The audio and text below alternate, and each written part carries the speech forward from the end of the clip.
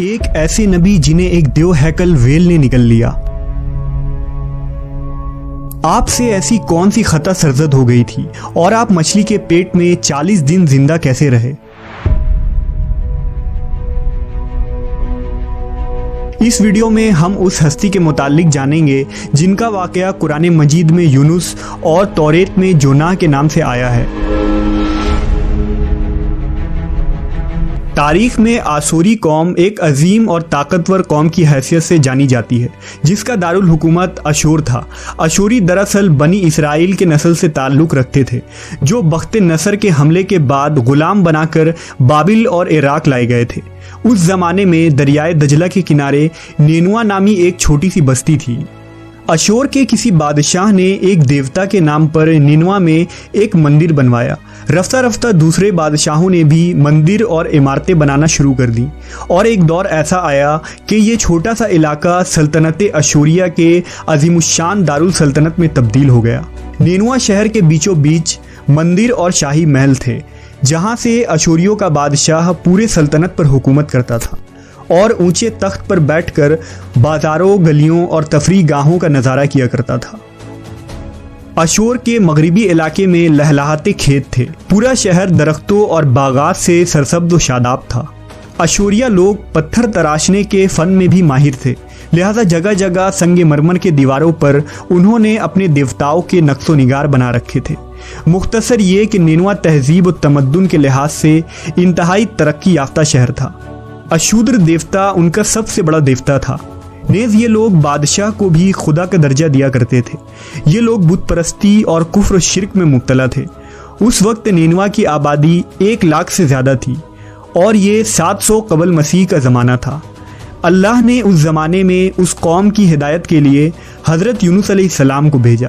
حضرت یونس کا پورا نام یونس ابن متا تھا۔ آپ حضرت ہود علیہ السلام کی اولاد میں سے تھے، جبکہ بعض مفسرین نے لکھا ہے کہ یونس علیہ السلام کا تعلق بنی اسرائیل سے تھا۔ آپ حضرت یوسف کے چھوٹے بھائی بن یامین کے بیٹے تھے۔ جب آپ کو نبوت ملی اس وقت آپ کی عمر 28 سال تھی۔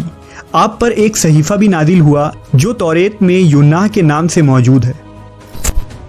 حضرت یونس سب سے پہلے اشوری بادشاہ کے پاس گئے اور اسے پیغام حق سنایا۔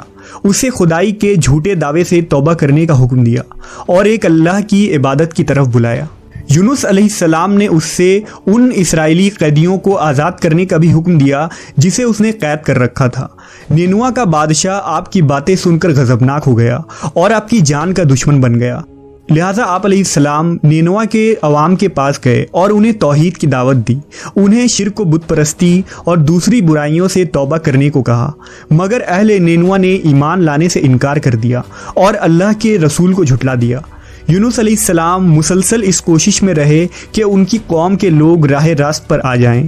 آپ نے انہیں بہت سمجھایا اور دعوت کے کام کو جاری رکھا۔ دیکھتے دیکھتے 40 سال کا عرصہ گزر گیا، لیکن یہ قوم حضرت یونس کا انکار کرتی رہی اور شرک پر ڈٹے رہے۔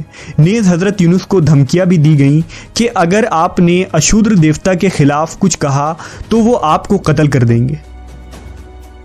آخر کار حضرت یونس اپنے قوم سے مایوس ہو گئے۔ جب ان کی سرکشی اور نافرمانی انتہا کو پہنچ گئی تو اللہ نے حضرت یونس کو حکم دیا کہ لوگوں کو آگاہ کر دو کہ 3 دن کے اندر ان پر عذاب آنے والا ہے۔ لہٰذا آپ نے اہل نینوا کے سامنے اعلان کیا کہ اگر تم نے 3 دنوں کے اندر بت پرستی اور شرک سے توبہ نہ کی تو تم پر اللہ کا قہر نازل ہوگا اور پورا شہر تباہ و برباد ہو جائے گا۔ لوگوں نے آپ کا مذاق اڑایا اور جواب میں کہا، ہم تمہارے رب کی طرف سے عذاب کے منتظر رہیں گے۔ آپ کی قوم نے آپس میں مشورہ کیا تو اس بات پر سب کا اتفاق ہوا کہ یونس کو کبھی جھوٹ بولتے نہیں دیکھا گیا، لہٰذا ان کی بات نظر انداز نہیں کرنی چاہیے۔ مشورے میں یہ بھی طے ہوا کہ دیکھا جائے کہ اگر یونس علیہ السلام رات بستی کے اندر اپنے گھر میں مقیم رہتے ہیں تو سمجھ لو کہ کچھ نہیں ہوگا، اور اگر وہ یہاں سے کہیں اور چلے جاتے ہیں تو یقین کر لو کہ صبح عذاب ضرور آئے گا۔ حضرت یونس علیہ السلام رات کو اس بستی سے نکل گئے۔ صبح ہوئی تو عذاب الہی کا ایک سیاہ دھواں بادل کی شکل میں بستی والوں کے سروں پر منڈلانے لگا۔ جب وہ ان کے قریب ہونے لگا تو ان لوگوں کو یقین ہو گیا کہ اب وہ سب ہلاک ہونے والے ہیں۔ दरअसल हजरत यूनुस अलैहिस्सलाम अपनी कौम से नाराज होकर चले गए थे, मगर उन्हें वहां से निकलने का हुक्म नहीं दिया गया था। वो अजाब की इत्तला देने के बाद अल्लाह की इजाजत के बगैर अपना इलाका छोड़ गए थे। आसार अजाब देखकर जब आशूरियों ने तौबा व इस्तिग़फ़ार की तो अल्लाह ने उन्हें माफ़ कर दिया। अल्लाह ताला किसी कौम को उस वक्त तक अजाब नहीं देता जब तक वो अपनी हुज्जत पूरी नहीं कर लेता। बस जब यूनुस अलैहिस्सलाम ने उस कौम में मुहलत के आखिरी लम्हे तक नसीहत का सिलसिला जारी नहीं रखा और अल्लाह के मुकर्रर करदा वक्त से पहले वो खुद ही हिजरत कर गए, तो अल्लाह के इंसाफ ने उस कौम को अजाब देना गवारा न किया और उन्हें माफ़ कर दिया गया। जब हज़रत यूनुस अलैहिस्सलाम फरात के किनारे पहुंचे तो एक कश्ती को मुसाफिरों से भरा हुआ पाया। हज़रत यूनुस कश्ती में सवार हो गए और कश्ती ने लंगर उठाया। पूरे दिन में कश्ती समुंदर में सुकून से चलती रही। अचानक ऊंची ऊंची लहरें उठने लगी।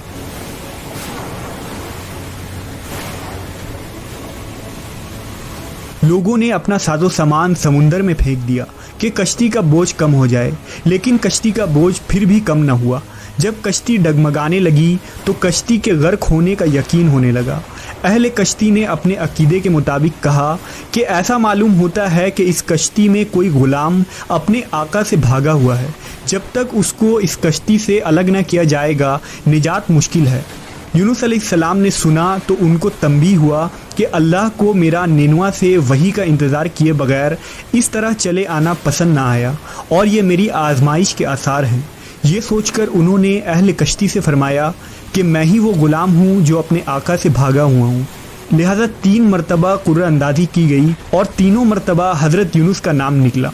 तब मजबूर होकर उन्होंने हज़रत यूनुस को दरिया में डाल दिया।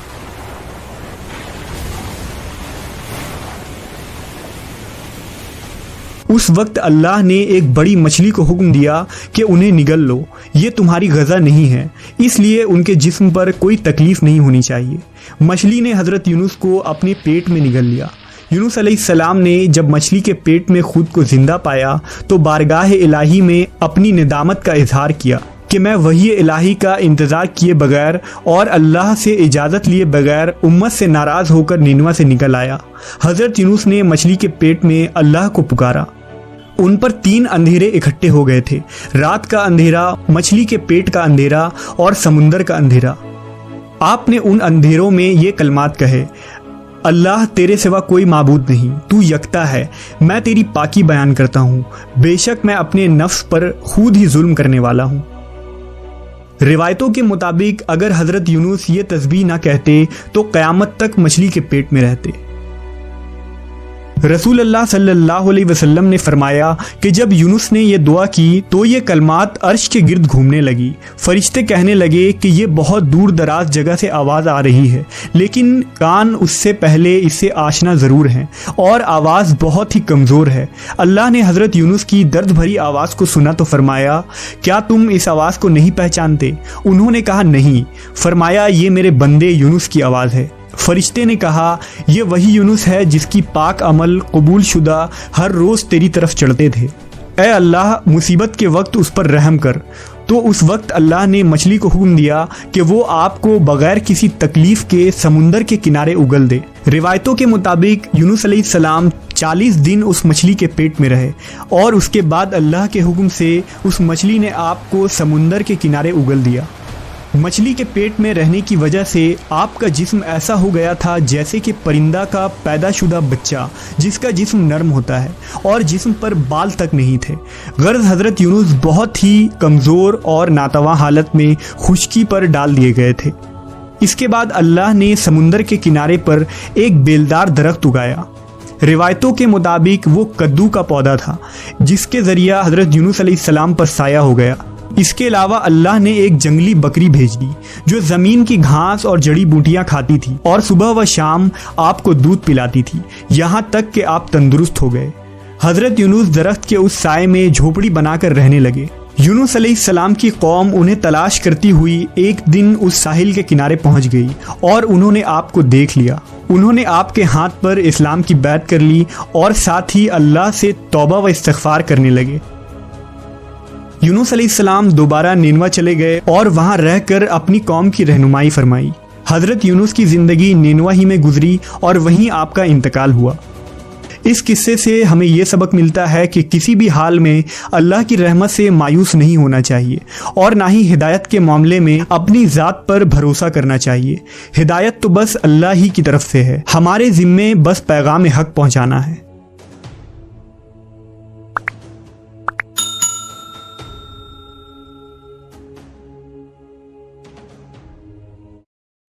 ایک ایسے نبی جنہیں ایک دیو ہیکل ویل نے نگل لیا۔ آپ سے ایسی کون سی خطا سرزد ہو گئی تھی اور آپ مچھلی کے پیٹ میں 40 دن زندہ کیسے رہے؟